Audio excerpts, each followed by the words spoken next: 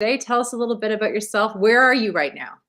Yeah, I am in my office in Linville, North Carolina, in the United States. It's in the northwest corner of North Carolina, up in the mountains.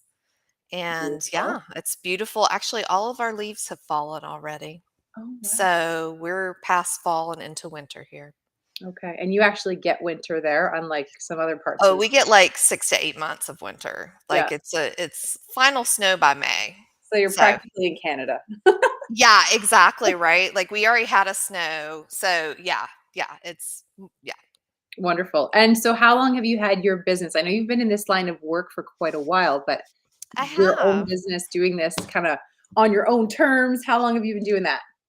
Yeah, since 2020, because 2020 was a great time to start a business, right?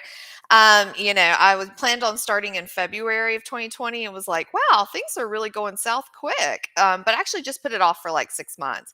So I've had my own business for 3 years, going on four now.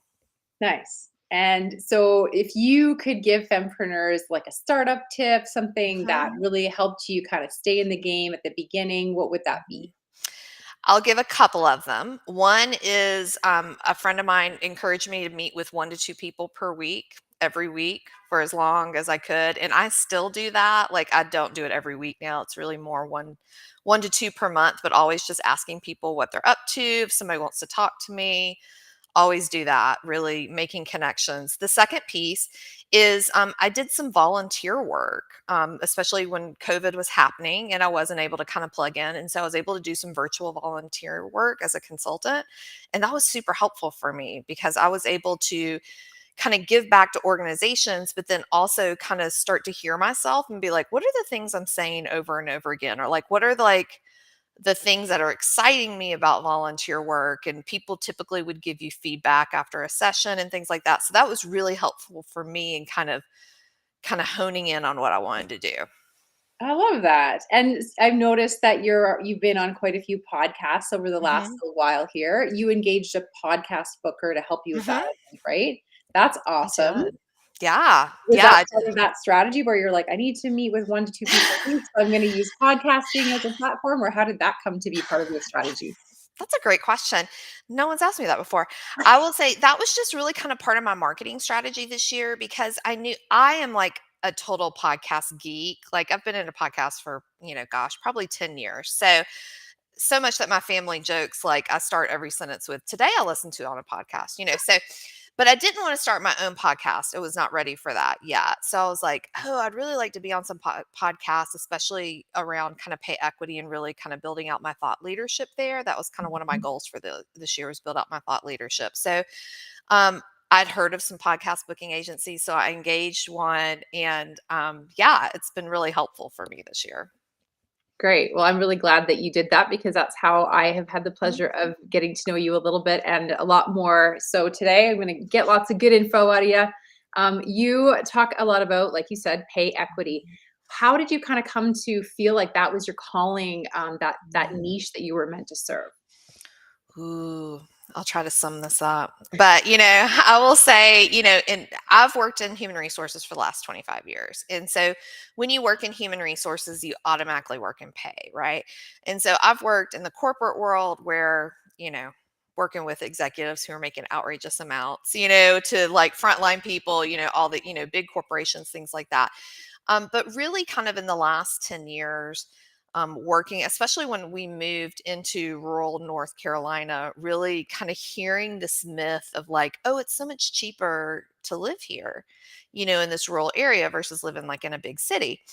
And then I'm kind of looking at like the where I was working at the time, like the wages, and I'm like, gosh, I just don't think this matches up. Like, I don't think we're paying well enough. And so kind of some things converged in there. One is started really looking at cost of living where we were and was like, oh my gosh, it is so much more expensive to live here than even in some of the big cities. Just because of like transportation, food, access to healthcare, housing, things like that. And then, kind of at the same time, I was working at a nonprofit at the time, and we got a huge endowment gift, and they asked for the extra money to kind of be geared towards the employees. And so my boss at the time was like, "What do you want to do?" And so I got like this creative platform, and I was like, I just don't want to kind of throw, something jello at the wall and see what sticks. I want to be like methodical about it. So I was able to kind of pull that into, I was doing graduate school at the time. And so pull that into my thesis and do research around it. So now, then 2020 happened, and like everybody's talking about pay equity. So it was great timing. Yeah. So now it's just great because so many more people are interested in it and willing to have the conversation. Right. So, I don't really come from the corporate world. I did work for a Mhm. large corporation for 3 years, and that's really the only experience I have, and it was not 100% pleasant, I'll just say that. Mhm. Yeah. So where are people, like, finding out about this, and then what are they actually doing about this pay equity issue? And, like, how do you get engaged, and how do you actually help solve this problem in the work that you do? That's, like, 4 questions, but anyways. Yeah, it's okay. We can talk about all of them. I'm ready. I will say, definitely people kind of come into the conversation in different ways. One is like you're just an employee, right? And you're working at a place and you're interested in pay equity. And so there's actually a lot of information on TikTok about this. So people may be seeing that. And so that's kind of like an individual employee. And typically, I'll just kind of say, I encourage you to have conversations, things like that, because I'm really working more on the organization side. So people will come to me and say, hey, we need to redo our pay structures, or, we think we have salary compression, or, our people are saying they're not getting paid enough. And so I'll go in, and then typically I start with a pay equity assessment, which is basically we look at all their data, try to see kind of what's happening between departments. And typically I will also break that down by age, gender, race and ethnicity, intersectional identities, tenure, things like that. So we can kind of really get into some of the meat versus like the top level stuff. And then really start conversations from there. Now, I can talk about what those are, but I want to pause there and make sure I captured everything on the front end of that. Yes, and I now I wanna know what are those 1 or 2 most common things you find Mhm, when you dig in like that? What are those big issues that you're seeing? Or maybe not mhm. big issues, but just common issues that you're seeing? Yeah, and now I kind of primarily work with small businesses and nonprofits. So, typically, one is like people are kind of in reactive mode about compensation, especially if they don't have many employees. They may not have things like salary bands or really clear definitions on how people progress in the organization. Because, like, when you're a small business, think if you have like 5 to 20 people, it's not multiple levels for people to work through and things like that. So a lot of times we start talking about like, what does it mean for somebody to stay with your organization to grow? Can they grow in something besides going up? Can they go across? Can they grow, deepen in responsibility, things like that. The other piece is really looking at kind of what their minimum pay is. So, in the United States, I don't know about Canada, but the Bureau of Labor Statistics just released their 2022 data this month that the average household income to meet basic necessities is needed to be $74,000 a year, and that's in US dollars. So I don't know quite how that translates into Canadian. That's like 180,000 Canadian. Quite tough Yeah, out there. right, Yeah. right. So so I work with organizations. I'm like, okay, here's the cost of living. Like, you can argue whether it should be that or not. Whatever, we can talk about that. And like, there are definitely places. So, like I said, I live in North Carolina, so it's closer to like 55, whereas like Seattle, Washington, D.C., New York, it's more like 95 to 100,000. So there's definitely some differences, but we just kind of start talking about like, look, if you're really interested in diversity and inclusion and you're really interested in employing people from all these different walks of life, like, you're limiting yourself right out of the gate if you can't pay a living or thriving wage. And so then it's kind of working with them to kind of get those to where they need to be, which is not always overnight because not every business has that kind of money. Right. Okay. Wow. That's heavy stuff that you do. Heavy, fun. I mean, yeah, I was gonna say it's definitely the organization it's a lot of like threading. It's like pulling, kind of once you start pulling at pay, it's like a sweater because pay is attached to so much stuff, right? Yeah. It's attached to how like people get promoted, it's attached to recruiting, it's attached to benefits in that, you know, are you spending more money on benefits than pay? I mean, like all these, so we end up having all kinds of conversations, and it's different for every client. Okay, so you work with a lot of numbers in your line of work. Like you're looking at a lot of data and Yes. I was gonna say, I don't know. Like, do I sound like a numbers person? I don't know. Yeah, no, definitely I you don't am. seem like a numbers person, but I'm just thinking of, looking at a spreadsheet of, 25 names Mhm, mhm, and then, all the things, right? The mhm, numbers, it's columns of mhm, numbers, and even, how much money do we put into so and so's benefits every mhm. year versus, if it's a copay or like I'm also a financial consultant, so Oh, okay. I So work, yeah. in finance as well. And so that's where my brain is kind of going right now. And that just Mhm, sounds like a very numbers intense, career that you've chosen, which is cool. I was just curious to know, um, after you have the conversations and do mhm. the digging, how much time does it kind of take you to go through all the data and come to conclusions and present solutions and options and things like that? Is it a really long process? It really depends on the client and kinda as you're saying the financial stuff, I mean, I do typically work very closely with the finance people, Yeah, in these organizations because 'cause they're trying to forecast, right? right. Like, once we come to it. So, typically, like, a pay equity assessment is, like, 4 to 6 weeks, depending on kinda how much money it is and how much like, how many if you have 50 employees in 50 different locations, that might take a little bit different than if you have 50 employees in one location because I'm having to kind of determine cost of living for those 50 things. But then from there, it's really following the lead of the client of where they are and where they want to be. I don't ever go in with the expectation that people are going to be like, this is amazing. We're going to fix all of this with our magic wand by the end of the week, right? So it's really trying to follow the client and be like, okay, one is like, where are maybe the greatest pain points? Mhm. So for instance, I had a client that we worked with when we did this data, and we figured out that it was like Black women were leaving the organization and also had salary compression, which also lined up with their DEI data that What's they had. PEI? I'm sorry, diversity, equity, inclusion, which Okay. also lined up with like they had done a survey around diversity and inclusion, and this segment of their employees were the most unsatisfied. So we're like, huh, that might be like a through line. Let's talk about that. Mhm, Um, mhm.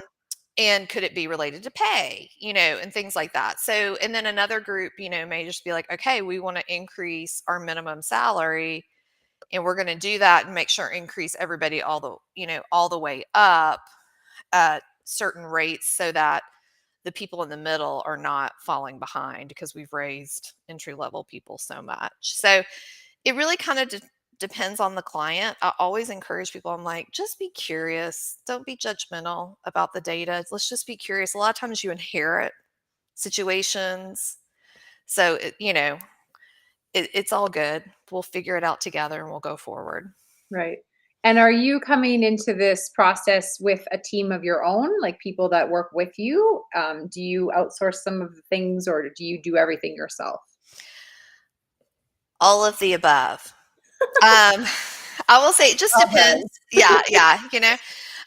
It depends on kind of how big the client situation is. I'm typically heavily involved in all of our pay equity projects because we do other work as well, and I outsource consultants and things like that for a lot of other projects, and sometimes for the pay equity work as well, just depending on how big it is, and depending on kind of the capacity of the client. Because if they don't have like a HR, because there's a lot of project management in this, as you can imagine on the finance side, if they don't have the capacity, I may be having to put in more to help them kind of do the change management around it. Right. So what is one of your favorite things to do in your career? Like what's one of your favorites like hats to wear or type of Mm. project to work on? I will say this can be across like the different services I provide, but I love doing employee feedback sessions. Hmm. It is so much fun. Typically, like whether it's I'm doing strategic planning or pay equity or whatever, but just whenever I get to do employee sessions where I'm just getting to ask them different questions. Sometimes it's focus groups, it's one-on-one interviews. Obviously, I don't get to interact with them when we do a survey, but those things. It's because like for instance about pay, like when I'm asking people about pay, because they're like, "Gosh, I've never talked about this before." Like, this is, Yeah. like, I've never really had a conversation with somebody about, like, the details of all of this, and so it's super fun to kinda hear people have these realizations and really kinda put things forward that they've maybe been thinking about in their minds, but have never kinda put into words before, Mhm. and I'm always amazed by all the amazing people who work out there. Yeah, yeah, just meeting people and Mhm. right, getting to know their story and okay. So my next question is, and I don't think you've really talked about this yet Mhm. unless I'm having a moment. But I don't think you've really explained to us yet what that aha moment looked like for you when you were like, Mm. I'm going to have my own business. I am doing Mm. this with 100% control of the Mhm. clients I take on, with 100% Mhm. control of the marketing of my own thing. Like, Mm. when did you decide, like, I'm doing Mhm. the entrepreneur gig and as an HR person? Yeah, I think I wish I could tell you it was like this single second in time, right? It definitely came over time, over like a series of years because I had been working in the field for a while. I went back and got my graduate degree when I was in my 40s. And so, which was exciting and stressful because I had kids at home and, all this. And I will say, kind of working the way that program was set up is we were doing consulting gigs with each of our like major sessions. So, hearing the feedback of my cohort and my professors and doing that work really gave me the confidence to go start my own business because I think I'd always thought about it before, but I just didn't really probably believe in myself enough to be Mhm. like, oh, I can do this. And so that process really was like, okay, like kind of I'm getting towards, the end of this program. It was right before the pandemic. And I was like, I think I'm ready. And like my partner and I kind of planned for a year about like kind of financially save and then at least a year of not making, not really Yeah, knowing money or even making any money in that first year. So we tried to be really intentional about it. But that was like in, I left my previous job in 2019, the end of 2019, and I was wrapping up grad school and was like, okay, I'm doing it. Rolling the dice. Let's do it. right on. So when you did actually officially start your business, Mhm. what were those first few steps? Like, you said that you definitely recommend that people get out there and Mhm. talk to 1 or 2 new people a week, but what about the kind of business setup steps? What did those look like?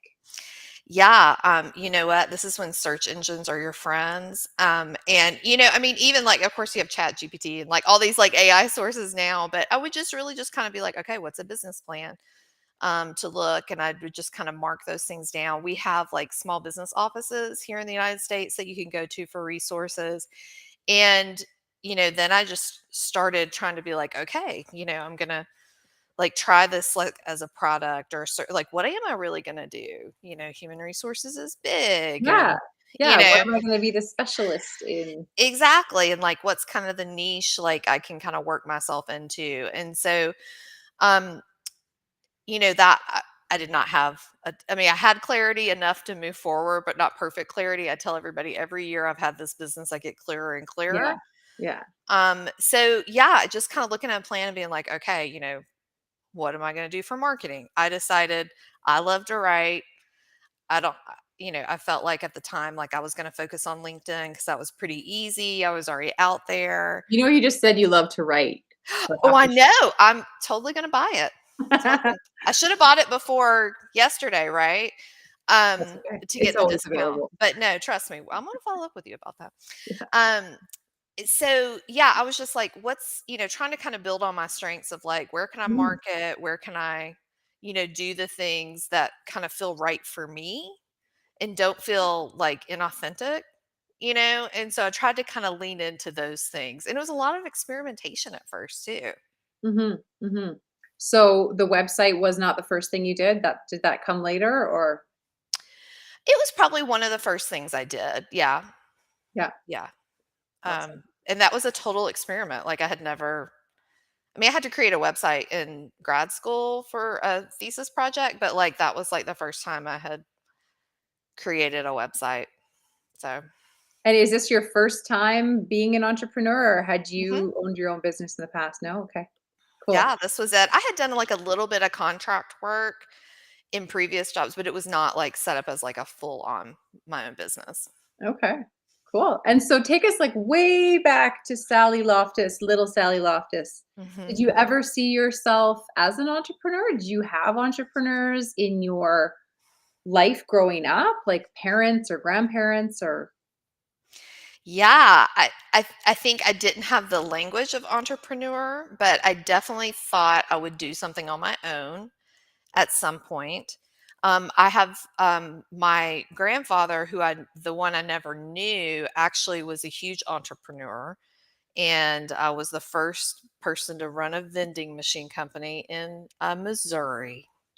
And Oh, so, I mean, I always grew up with stories of like, just kind of how he did and then became like a steam train photographer. And then, I mean, like oh. just all these like kind of different things. So I definitely have that. And then my father is definitely kind of was always like starting businesses. And so I kind of grew up working basically the office of many of his businesses just because, you're in the house, free labor, right?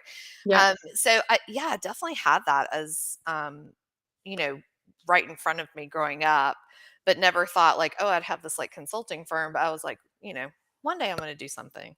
Mhm. Mhm. And so now that you mentioned you love to write, I have to ask you. Hmm. Hmm. So if you like had to write a book in the next 2 Hmm. weeks and you had Hmm. nothing but availability in your Hmm. schedule to do so, Hmm. do you know who it would be for and what kind of problem it would solve for those Hmm. people? Tell I, us. I was gonna say, Lindsay, I'm not joking that I'm gonna follow up with you. You've been on my list, but I'm not quite ready. It's gonna be like December.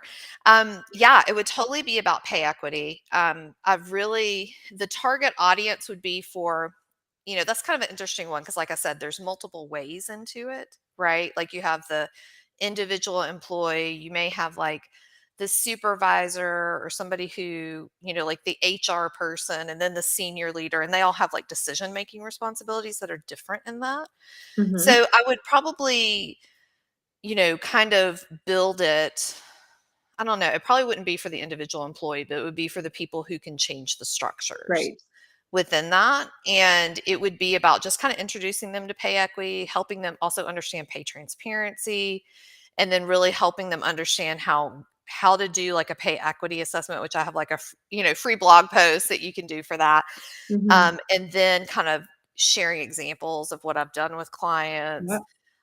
and really in some way trying to build a community. I just have launched this month the Pay Equity Collective, which is a community site because there's just not a lot of like information out there for people.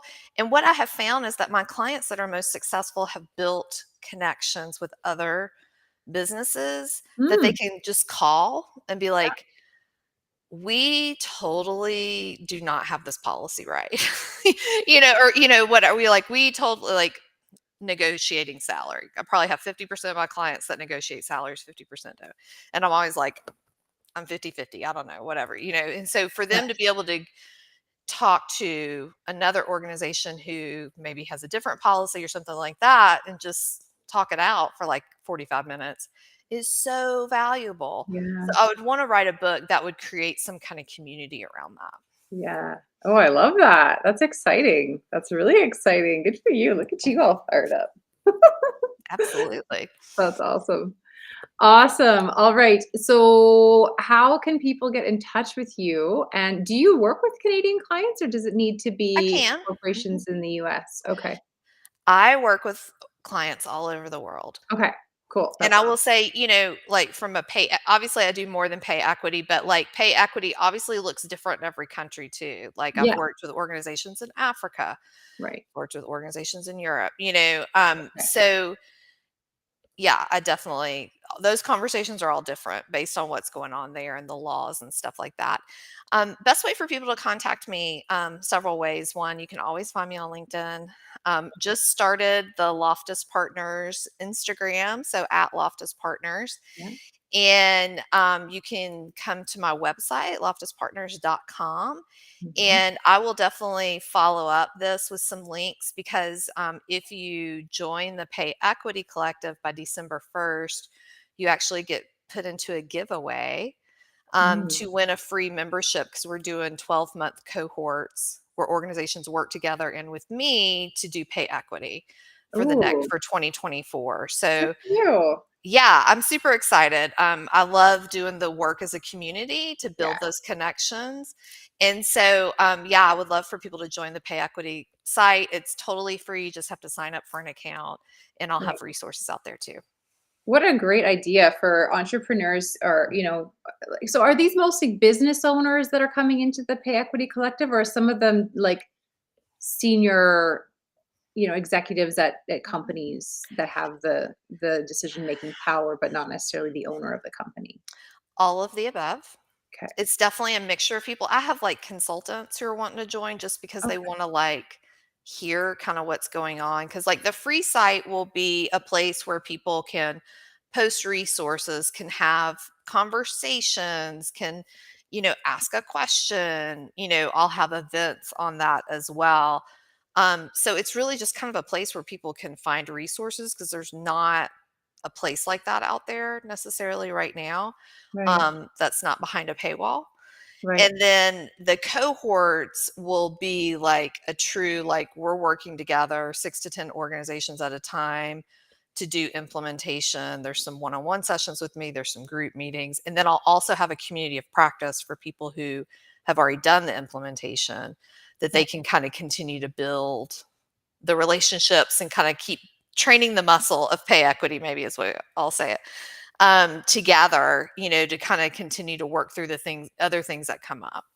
So when people come into the paid program that you have, Mhm, is that a certain number of months? Is it a mhm. year-round pay per month thing? How does that program work from like a structure standpoint? Yeah, it's going to start January 2024. It's a 12-month process. I'm happy. I have a calendar that I can send to people if you message me.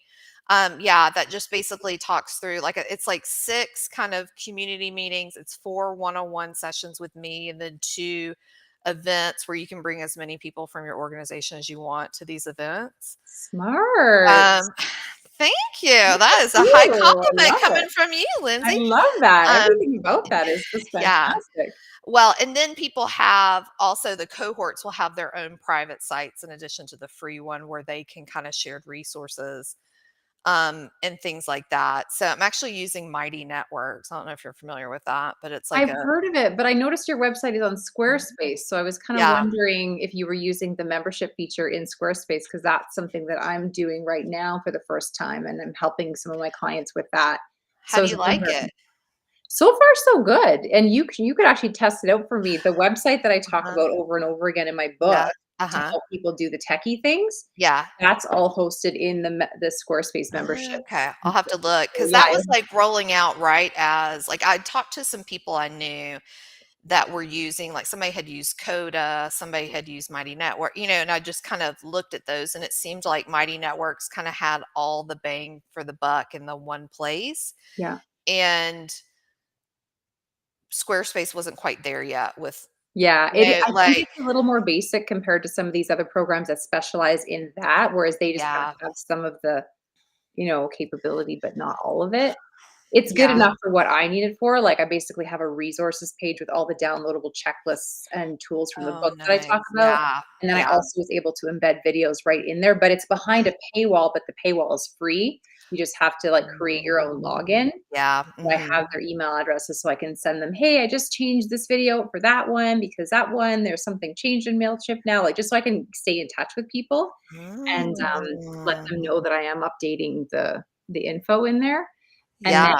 once you get inside the free version of it, there is an opportunity to upgrade to a paid, like Uh-huh. an authors collective. I didn't call it that, but that's Oh, yeah. I'm I stealing know, I your love word. that word. Yeah. I love that word too. Maybe I'll have to actually officially steal that word. So Mhm. yeah, so Yeah. it's like a group where they can actually like you're kind of like your group where they Mhm. can interact and they can come to a monthly mastermind session thing. So yeah, Oh, that's interesting. I'll have to check in with you, see how it goes. So far, yeah, like, because I like Mighty Networks, like a lot of YouTube creators use it, and I kind of looked at a lot of those models to see, not that I'm necessarily at that level, but it was just I really liked having a forum where people could be in a private space, but not, anyways, people had been like, maybe we should have a Slack channel. And I was like, yeah. I don't But know, what if that we feels have a little one thing that does all right. the things and Yeah, not like a bunch exactly. of I know, I'm with you on that. I don't want a bunch of things. Exactly, and I was like, "Gosh, Slack felt a little unwieldy for that at that point." So, yeah, I'll let you know Yeah, let me know kinda how it how it goes. For goes. sure. So, yeah. Perfect. I still am like Facebook. I'm a Facebook person. Like I use Messenger group Yeah. chat, so I have to be like personal Facebook Oh. friends with all my ladies that I meet. Oh, And yeah. sometimes they're a little weird. They're a little weird about it. They're like, I don't really want to be your Facebook friend. I'm like, well, you have to be if you want to be in my group stuff because I do it in Facebook Messenger and like have group chats, you know? Yeah, They're like, that's oh, a great point, why one of the reasons I wanted to use like a network, kinda like the Mighty Networks thing, because I got off Facebook in 2016, don't regret that, but, um, yeah, it's a huge marketing tool, but I was like, I wanna be able to have a space that because I yeah, had enough people who were like, "I'm not on Facebook, I'm not yeah, on Instagram, I'm not on exactly. LinkedIn." I was like, "I need, like, something that's not Yes. connected to these big tech." I mean, I guess not Mighty Yeah, Networks, no, I but, agree. like, these It's big something tech that you companies. own too. It's like your thing, right? Just like Yeah, Squarespace, like we can put whatever videos we want up there and we don't have to worry about anyone taking them down because they're in our program that we own. exactly, Yeah. So that's cool that you're exactly. doing that. I'm not sure how the Squarespace membership site works when it comes to allowing members to interact with each other or if that's even Mhm. possible. Yeah. So that I'll have to explore. Yeah, and what I liked about Mighty Net again, I haven't done all this yet, and I think Squarespace has this now too, is like you can create courses, but Mhm. like you can live stream out of Mighty Yeah. Networks, I mean, like it has a lot of bells and whistles I've not used yet. Yeah. Yeah, for sure. Well, that's cool. I'm excited for you. That's fun. I love new technology. It can be such a rabbit hole, but it's still pretty fun. Yes, absolutely. I'm learning a whole lot. Yeah. Well, and that's great that you're getting out there on podcasts and you're spreading the word about this thing that you've created, this awesome opportunity for people who, yeah, like it's the value of getting together with others who have similar challenges to you, who are kind of in that same boat of needing the same kind of like it's great to have someone like you, but it's also awesome and sometimes even more valuable because when you have that network of people, you're going to Mhm, get at least one of them. Like if you pop into a chat and you're like, "Yo, I have this problem," and if they're waiting for you, you're busy, you've got a whole bunch of people. mhm. Sometimes one of those people in the community can quickly just say, "Oh, I just solved that problem last week. Here's what I did," and you're just sitting back, with a glass of wine, watching this all go on, not having to say a damn thing. Like it's beautiful. Well, and I do feel like I don't know about your experience, like, because you do a lot of groups as well, is I feel like these kinda small learning groups, situations are really like they're learning, I don't know, wave of the future, maybe the wave has already passed, but, I mean, like, it's really people are looking for, like, a sense of belonging and Oh, community, and I think peer learning is so much more valuable because a lot even, like, organizations I work with, they'll have learning management systems. Well, that's typically, like, individually you're going through training because a lot of people don't do face-to-face training anymore, so mhm, being able to have a peer experience that's not paced, like, I like the fact that, like, my peer groups, we usually meet every 2 weeks or every month, like, people can kinda absorb the mhm, information, rather than like, "Okay, I'm gonna learn everything and solve the world today," you know? mhm. Absolutely. Yeah. Yeah, it's nice. It just feels, I guess, more sustainable. It's the kind of change that doesn't happen too fast. It's like everyone can Mhm. kind of baby step along with support. And, anyways, I will let you get back to your very busy day. Thanks for letting us know about your new programs, about your awesome website with all the info. And is there anything else that's like time sensitive or any like freebies on your website or anything else we should let people know about? Well, I will just say if anybody just wants to kind of have a chat, feel free to, message me on Instagram or LinkedIn. I'm happy to send you my Calendly link and we can like hop on and, just kind of talk about what's going on. I'm happy, to make the connections. Again, I've told you multiple times, I love meeting new people and I love kind of hearing what people are doing because people are just fascinating. And so I'm always amazed when I have those conversations. Yeah, fantastic. All right. Thank you, Sally. And thanks everyone Thank for tuning you. in. You can find out more about me and the Fempreneur community at yycfempreneurs.com. All right. Bye for now.